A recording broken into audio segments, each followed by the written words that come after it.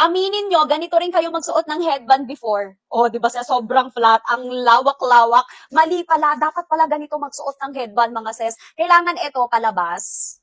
So, nakaganyan, then saka mo siya ipapasok para may volume. O, ganun pala siya. Alam nyo ba before, sobrang gusto kong magsuot ng headband. Kaso nga lang, dahil sobrang nakikita yung kalawakan, kaya inayawan ko na talaga. Ang hilig-hilig kong bumili ng mga headbands before kasi very tikay talaga yung ate mo, Joy. Pero dahil nga ganito tayo magsuot ng headband, ayan, akala ko kasi ganyan talaga. So sabi ko, hindi pala bagay sa akin ang naka-headband kasi lalong nakikita yung mga ano natin dyan.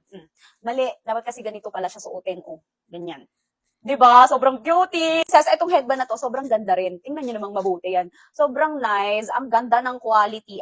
Dadating sa inyo ng nakabox, mga sis. Ang nice na ipangregalo din this Valentine's Day sa inyong mga nanay, sa mga tita nyo na mahilig mag-headband, sa mga partners ninyo, mga sis. Kasi tingnan nyo naman, nakabox na yan. Iisipin mo na lang kung anong balot or saan mo ilalagay na paper bag yan. Oh, sobrang cutie. Ganyan siya. Oh, cute. Kung gusto nyo rin ito, sis, ilalagay ko siya sa yellow basket para makapag-check out din kayo. That's all. Bye-bye!